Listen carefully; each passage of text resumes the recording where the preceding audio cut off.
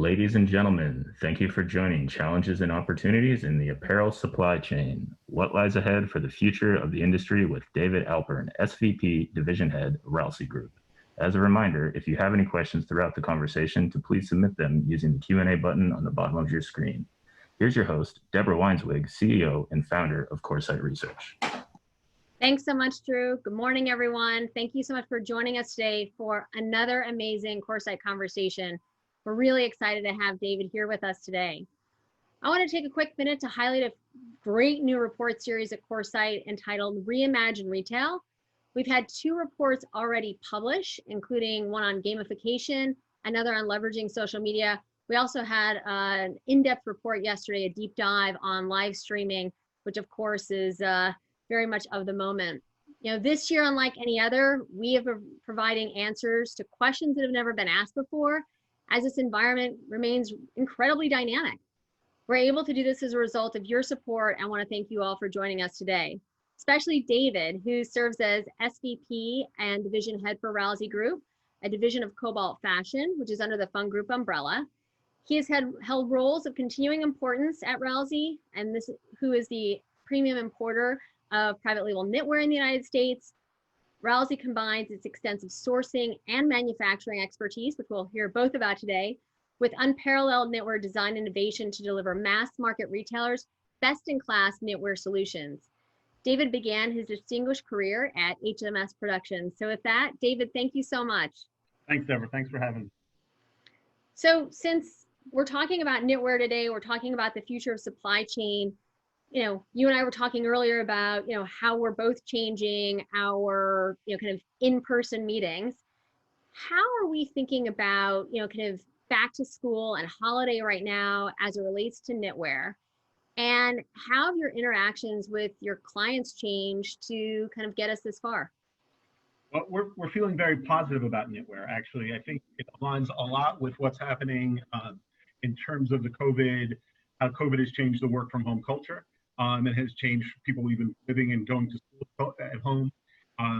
We feel it aligns very with that. There's a lot of trends out there about cocooning, about staying cozy, a little bit more of an emphasis towards casual and warmth and ease. And we align a lot within that. A lot of our design aligns with that. So I think our customers are excited about it. And actually, we've seen pretty good reaction from them in terms of even adding on and chasing extra business. So while initially we saw some cutbacks with, you know, the closures of everything happening, we've actually seen a lot of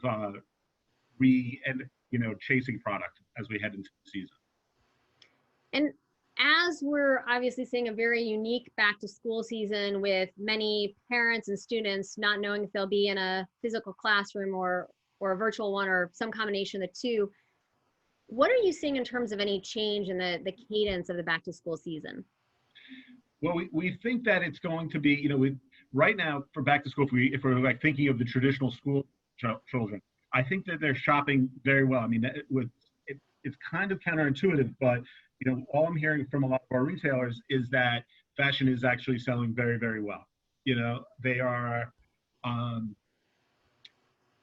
chasing business, and they're actually buying things that aren't necessarily so counter that you would think of exactly as work from home. You know, so whether it's skirts or fashion tops, that business tends to be spiking. Do you find that it's more the junior customer? Where are you seeing, you know, kind of the greatest strength right now?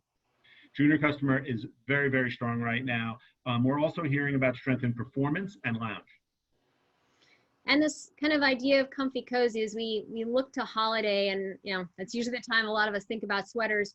What are you seeing in terms of, you know, what's, you know, kind of early indications of what's selling well? I think we're talking about like a heavier gauge for this holiday season. How are you seeing the consumer continue to evolve in their taste levels and across the price spectrum as well? Well, they're fully responding to newness. And we're seeing good, strong sales in elevated brands. At some of our, you know, where our customers are elevating and adding in newness into their mix, where we're seeing performance. You know, things that they're carrying over from year to year too much are the programs that we're a little bit more afraid of. So I think everyone is looking to newness and about refreshing and reinventing their brands. And that, as the retailers have done that, they've seen success. And as we, I joined a group of distinguished individuals yesterday to talk a little bit about back to school, and there was this big focus on core programs. What are you seeing from your customers in terms of thinking about those types of programs? I think it's true. Like the big messages they're getting are definitely about reducing SKU count, making bigger bets on styles, and also when it comes to core, it's really about a value proposition. So it's not necessarily so much about price, but it is about driving value messages. And I think that's also key, particularly when we're talking about the mass retailer and we're looking at the growth of their online penetration as a percentage of their business. We're looking to see like how do they elevate their core and deliver those big messages to an online community that is also needs to see a lot extra product, extra colors, extra stripes or pattern details, expanding out that program. So I think those are the key things that they're really looking at is how do we drive and pay attention on core. And actually, it's interesting. One of our key customers has really decided to start their core development process earlier as we go in, so that they know that they have that more focused and buttoned up instead of chasing their core. Do you think this is a kind of question from beyond, if you will, but as we think about, kind of the sweater category, I know there had been, kind of concerns. I want to say, I feel like it's been over the past 5 to 6 years around, as the temperatures are becoming warmer, this was a category that, we might see less interest in. One of the things, David, I always thought is that, a sweater has lasting value. Are you seeing the consumer or, the retailers you sell to think differently about this category from really kind of the foundation? I think it's actually an underestimated category in the market. Sweaters are generally investment pieces. And I think, going back to what you're saying about climate change and warmth, we actually have not seen that effect on our business. What we found is we can develop seasonless lightweight sweaters that work well. I think as people are turning up their AC, they're always looking for that office cardigan or that other piece that's going to keep them warm. And then it's, from a design standpoint, there's been a big push, from a high-end design level towards sweaters getting chunkier and chunkier and chunkier, and actually lots of layering of sweaters. So what we're seeing is like head-to-toe dressing in sweaters, with the scarf, with the short, with the skirt, and it's happening throughout the whole season. So, we think that we're pretty bullish on where the business is for knitwear in terms of lifestyle trends that are happening. And also, like, as outerwear sort of gets less necessary, that lightweight sweater coat, can become that transitional piece for you. So we feel pretty good about it from that standpoint.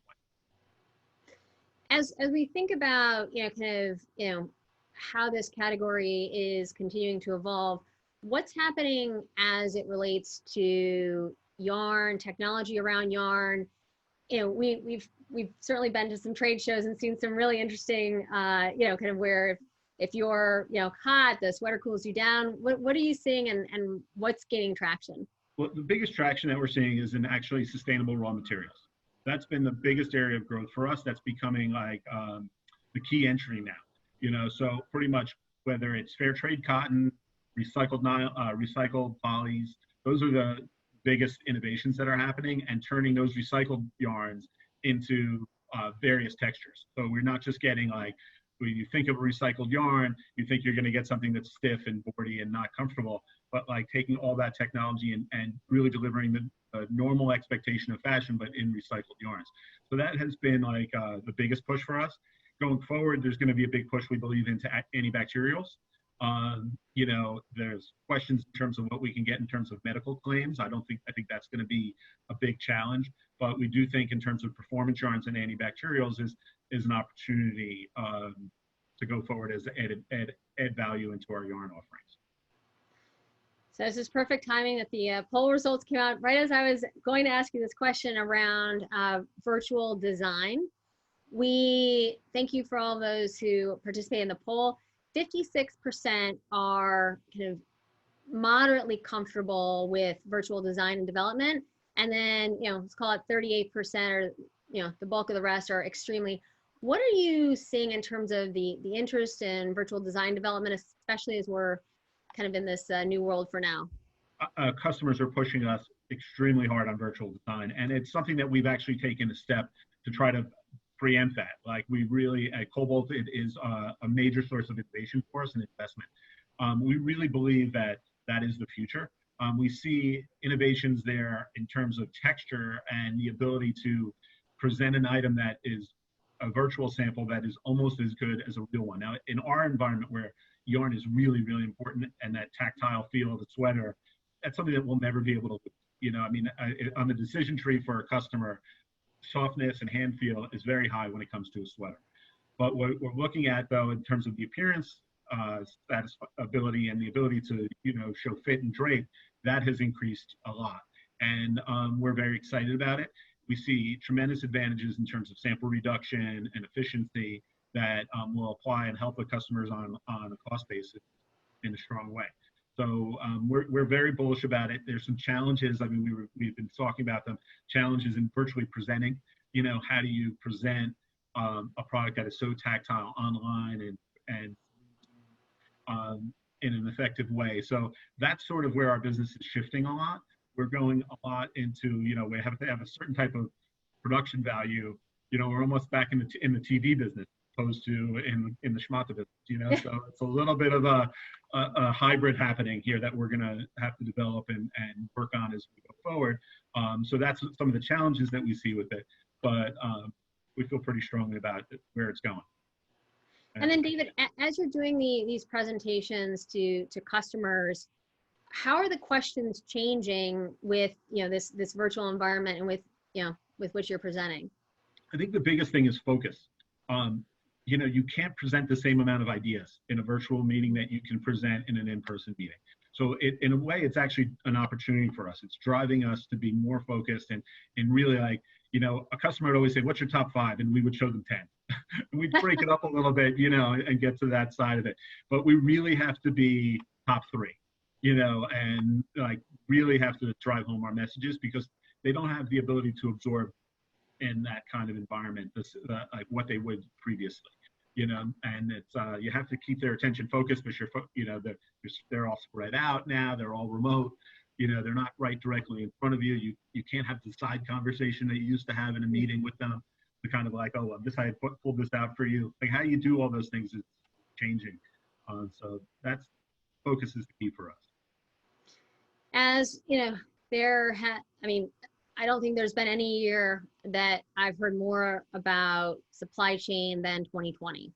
And as we've seen, you know, disruptions, we've, you know, seen various concerns about, you know, kind of countries of origin as it might relate to being able to fill demand.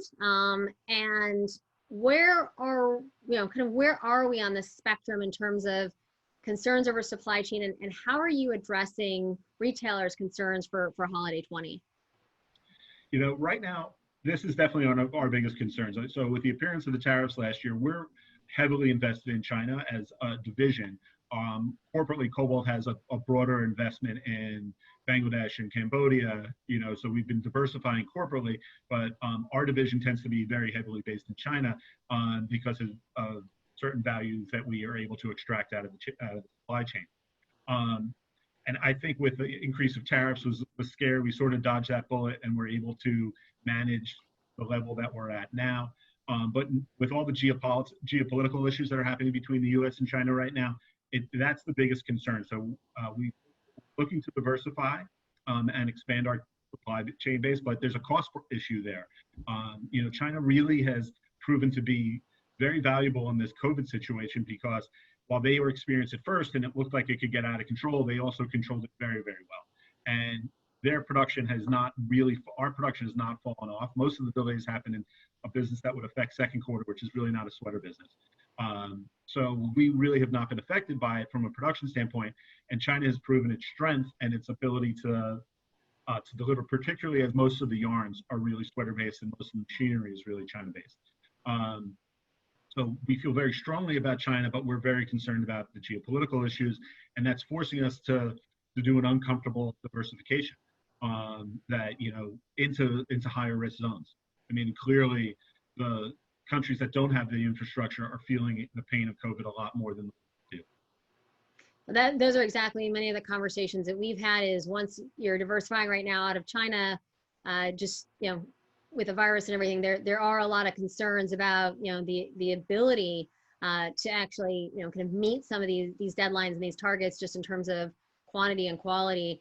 And as a result, we're starting to see a big pickup in interest. I mean, it's like this idea that's kind of been bounced around, but nearshoring and onshoring, how is Ralsey thinking about that? How are you thinking about that? We would love to nearshore.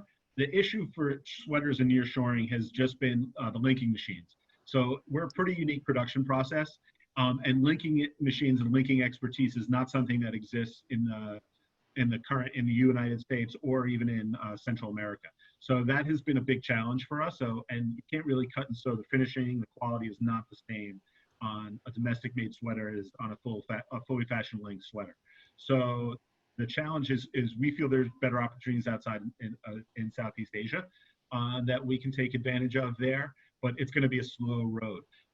The one technology that could eventually bring things over are whole garment machines, where the garment is knit and linked in one machine, but the cost of that is prohibitive on a mass market basis right now.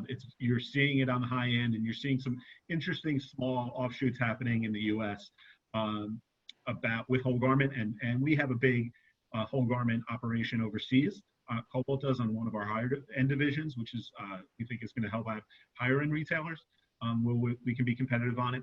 But until that technology catches up, nearshoring is probably a little bit further away for the knitwear business mass level. Going back to thinking about relationships with the retailers, what services are they asking you for now that they haven't previously? Are they trying to do more, with your suppliers? How is that relationship continuing to evolve? Well, with the virtual, it isn't just virtual design. So I think what they're also looking to do is do in-store setups, virtual store setups, virtual training for their customer, like for their employees in the store, that they would like them to, have access to the virtual imagery so that they can figure out how to merchandise the floors better. Things like that are really the added things that they're asking us that are a big challenge.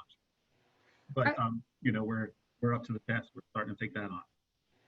Are you, and I think that you were very early on a lot of this, kind of 3D design and really thinking virtually. So, in terms of being ready for this environment, I think you are absolutely there. Have you seen, we're starting to hear ideas around kind of virtual showrooms, not only this idea of kind of suppliers showing retailers product, but then for the retailers to, kind of illustrate for their customers the product that's available. What are you seeing on kind of both sides of that aisle, if you will? Yeah, that's starting to happen also. I also think it's a tremendous opportunity for them to test and really get guest insights off of product, doing it virtually, because a virtual sample that looks virtually real, or that they can 2D map and show in multiple colorways and different patterns and styles and get feedback on that before they place orders is, dream in a way. They can kind of lock in what they know is good. So, to be able to lock in great sales and to know that an item is going to sell is a tremendous value that they could unlock very soon. Are you finding that as they're designing in 3D that there are, in some way, in a positive, are there more kind of people who are involved in the decision-making process? Are there more who are fine-tuning? Do you ultimately get a better product? How is 3D design just changing the whole process? I think it's speeding it up in some ways, because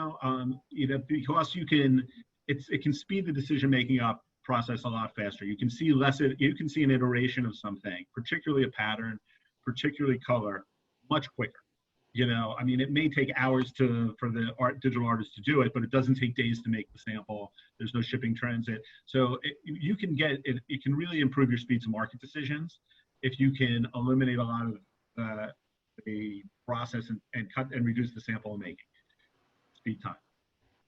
One other aspect of our poll that I thought was quite interesting was that only 13% were interested in receiving a virtual sample over a physical one. How in this environment, how are you, right? Especially with sweaters, right? Because it's so much about the touch and feel, and color is obviously important as well.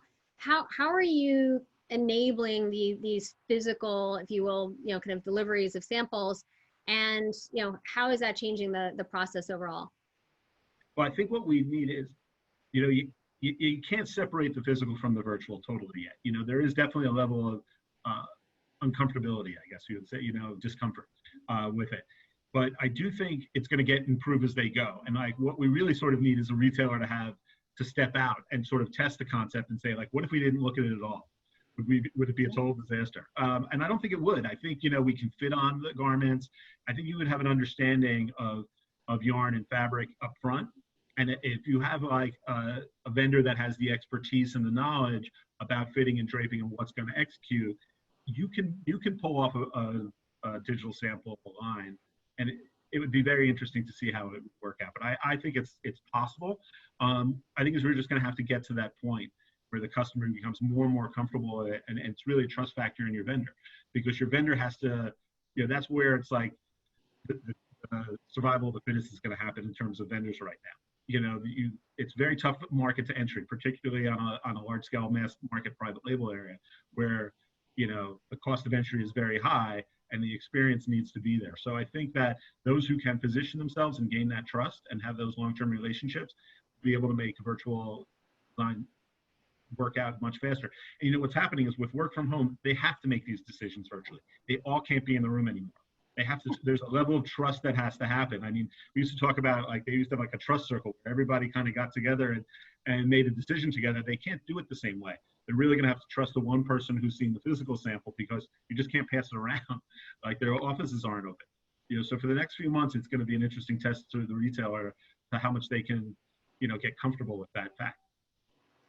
One last question from me, and then we'll turn it over to the audience. Please submit your questions through the Q&A at the bottom of your screen. How is your team, how are the interactions with your team continuing to evolve in this environment? And, do you have any, kind of words of wisdom in terms of success? I think the key is again, focus. Because what we've seen is, when we're used to bring it, there's only so much they can do in there. Our designers are mostly working from home. Like, we just recently opened up our office on a flex schedule basis. So it's been very challenging for them because they have their lives, they have their kids, they have, their spouses, their partners, and juggling the amount of time they're working crazy hours. So maybe they're working later, they're working, all sorts of different times. And there's all sorts of interruptions. So focus is really the key. And keeping the team focused on priorities and understanding what you can really accomplish and trying to change that habit has been the biggest challenge and the biggest opportunity. Also. So once you can manage that, I think you'll point yourself in the right direction. I think we've had our ups and downs, in all honesty, managing that over the months, but we're getting better as we go. Great. All right. Thank you, Dave. We're going to turn it to the audience for questions. We will just jump right in. What will be the material and apparel inventory level control now and in the coming future? I think we're going to have tight controls on it. Like, we're a really inventory lean business. We cut to order and take it in and take it out, as they need it. We do stock and allow replenishment programs. So we bring that service to our customer domestically with the warehouse. But I think, what we're seeing is a lot less appetite by the mills and the factories to project and cover inventory in this economic environment. So I think a lot of people were burned by cancellations. So that's one thing that has been hurting speed to market business for us. You can't pre-position yarn the way you used to. Like, there's too much exposure levels at risk at this stage, particularly with the level of bankruptcies that we're seeing in the market. This is an interesting question. Might be a little out of both of our kind of domain knowledge, but what are the concerns around increased returns, right? What are you hearing from retailers as they're thinking about reverse logistics? It's a very interesting question. This is something that I'm waiting for a retailer to come to me on. They have not come yet, but I see it, the amount of stuff that my daughter orders and returns. And I'm going, wow, this has got to be really tough for a retailer to process, because as that online penetration picks up, yeah. And how do you manage those returns? And I hope we don't see a change in terms. That's like what I'm worried about, is that they're going to push back to a vendor. But it's going to be a challenge for them. Well, it's interesting. It's a very interesting question, and I probably ask more questions around it than have answers, which is with kind of virtual and all of the imagery and design continuing to, I think, evolve and innovate at such a pace. that perhaps where in cases it's been challenging to, you know, what you see is not what you get, but I do feel that it's improving, and just, you know, more, you know, kind of product description pages, more images. It's, you know, and the more that, you know, we can look at reviews and whatnot, we may actually see right, we may see, and people are focusing on sustainability. So Right. I don't know, David, if you, I mean, we could see a decrease in returns over time, right? Potentially. Yeah, potentially. I think as fits improve, you know, the biggest issue is fitting. You know, like how does something fit you? And I think, you know, in certain, it probably is dependent on certain categories. But it is beyond, it is a little bit out of my wheelhouse, but I, you know, I see it in anecdotally in certain ways, but I can understand exactly what you're saying. There's a few questions I'm going to ask you, and we can do our best together to answer some of them. How will Industry 4.0 have an impact on the supply chain post-pandemic? How will industry what was it? I think it's we're kind of moving into like a new, you know, revolution, right? We've had the Industrial Revolution, and now moving into kind of the next one. How does that, you know, kind of impact supply chain and impact yourself as well? Well, I think the key, you know, with the dream for us is to be able to do virtual samples that connect directly to the machines, you know, right? So if those virtual samples and the knitting times and everything else, you can translate that directly to the factory's machine basis, which is happening in some level on a whole garment basis. That's a game changer. You know, you can really connect, you can customize orders faster and speed up production. There's a lot of opportunity there. And this one is around, what is the latest trends in supply chain audits? And I think, are they becoming more digital, or is it more physical at this point? I don't necessarily know if I could answer that one so spectacular. I think it's still very physical. Yeah, we I think there's definitely, we've seen some new technologies that have, you know, I would say emerged in the past 24 months. But obviously in this environment, there's even a greater need. So I'm sure we'll see more startups who kind of jump into this space. But, you know, as you and I both know, with some of the challenges that we're seeing in the greater environment, the more that can be done virtually, you know, the greater that it will impact the overall organization. Another question in terms of, how are you utilizing data to make decisions around, you know, kind of the yarn that you're pre-buying or your design? Do you have any kind of a trend engine? How you know, how are you getting your inspiration, I guess? And is it data, or is it, you know, something else? We are using analytics for trend.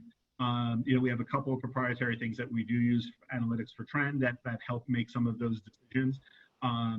And we've been using data in terms of tracking internal orders, where things are going, trends, and from a trend standpoint. But not most of it is still design field, you know, and trying to keep that special sauce that we have that's from our designability and our understanding of where the market is going. Great. And last question from the audience. As you look at 2021, how do you take what you've learned this year, David, and apply it to next year, right? Now that we're in this environment, what have you learned, and how, I guess, are you more sustainable, more efficient, et cetera? How do you see the business changing for yourself? Well, again, I think the biggest thing for us is, again, focus. Like, we are going to be, you know, laser focused on our key priorities. And that's, I think, is the big thing for us, is how do we manage and get our top 3 key ideas and our top, you know, narrowing things down in terms of strategy so that we can elevate that way. We also really think this is time for us to bear down and deliver on this cozy comfort that she's looking for. I think that's going to be, you know, it's been a trend for a while, and it's a trend that matches up in our wheelhouse. So we will be, you know, delivering that in a big way as we go forward with our customers. Great, David. I'm going to think focus all day now. Thank you so much for your great insights and truly helping us think about the future. We look forward to talking to you again soon. Thank you. It's a pleasure. Thank you.